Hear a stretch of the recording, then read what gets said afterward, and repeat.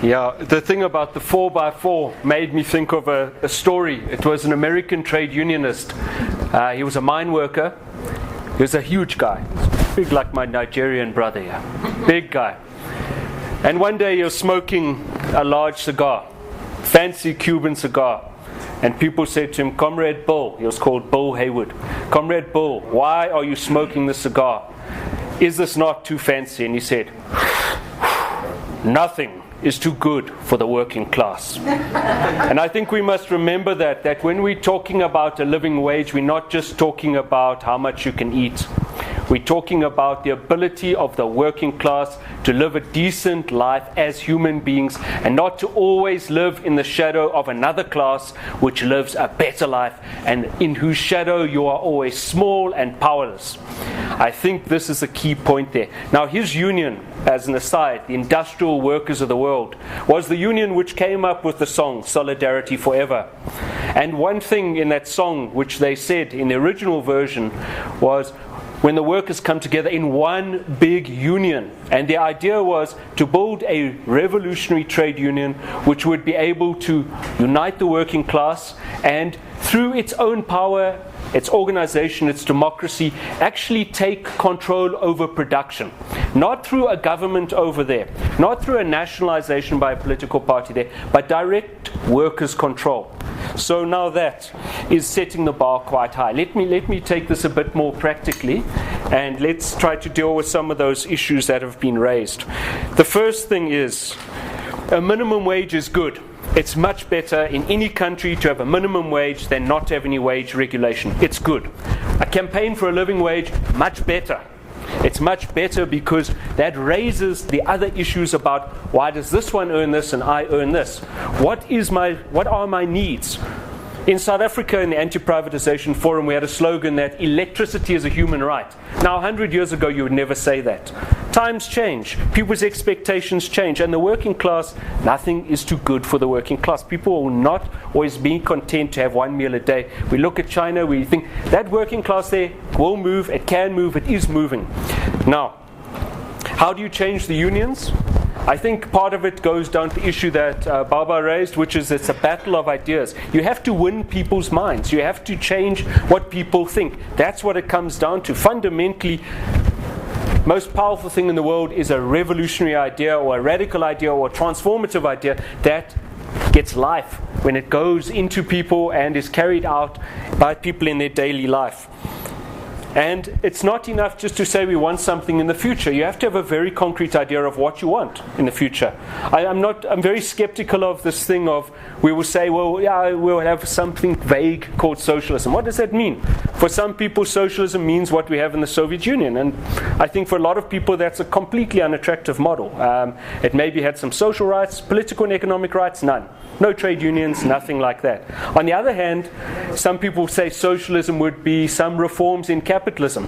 When Margaret Thatcher spoke about socialism, she was half the time talking about basic things, the Keynesian welfare state, basic social wage. So I think there has to be a discussion about what we want. I think if we want a new world, we need to think about it now. We also need to turn that into quite concrete strategies. And one thing I want to say here as well is that the way we fight matters as much as what we fight for. The way we fight, how we do it, shapes what we get. You can't, in the nature of things, cut down a small tree, use it as a club, stick it back in the ground and think it will give you flowers. What we do, if we build organizations that are not democratic, we cannot have a democratic future. If we build unions or structures that are corrupt or co-opted, they cannot take us to a different and better future. So we need to really, and this is a thing especially that movements like Occupy have raised, that we need, in the way we struggle now, as much as possible, have the elements of the future society that we want. The way we do things now should match, as far as possible, what we want in the future. So, taking this to the living wage. The first thing is, if we want a living wage, when I talk about a worker-driven living wage, I mean that we need to democratically, openly discuss this in trade unions and in other structures. We need to use this to educate people, to raise consciousness, to raise things, to allow people to speak bitterness, to express the things that they feel. This is very important. Now, secondly, when we talk about a minimum living wage, we also need to try to do it in a way that builds that unity of the unions and the communities. I'm not necessarily going to say civil society organization, because that can mean all sorts of things. I'm talking about neighborhood movements, territory-based movements of the popular classes. Now, one thing I would suggest, and this example about the doctors is very important, is if we have unions that are willing to go on strikes, and that they should try to also include in their demands things which bring communities with them.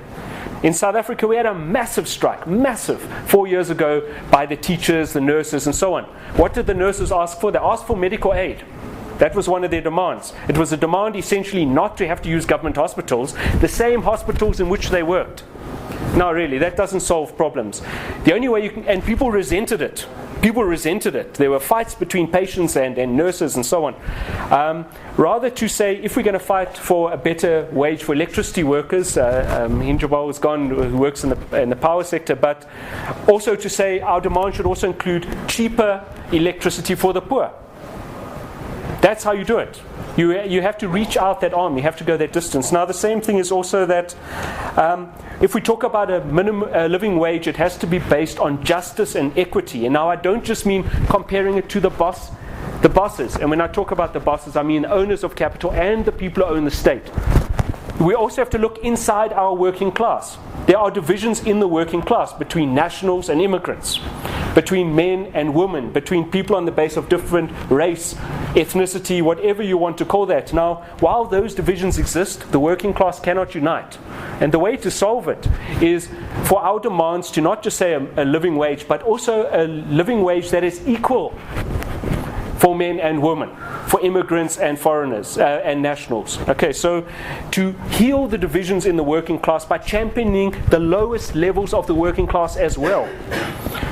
Now, moving from that, generally speaking, I think we need to think of a way that our struggles can build an alternative set of institutions, a counterpower, organs of people's power, whatever you want to call them, bottom-up structures. But good structures are not enough. In South Africa, the Congress of South African Trade Unions, COSATU, on paper has the most wonderful democratic structures you can imagine. Completely bottom-up.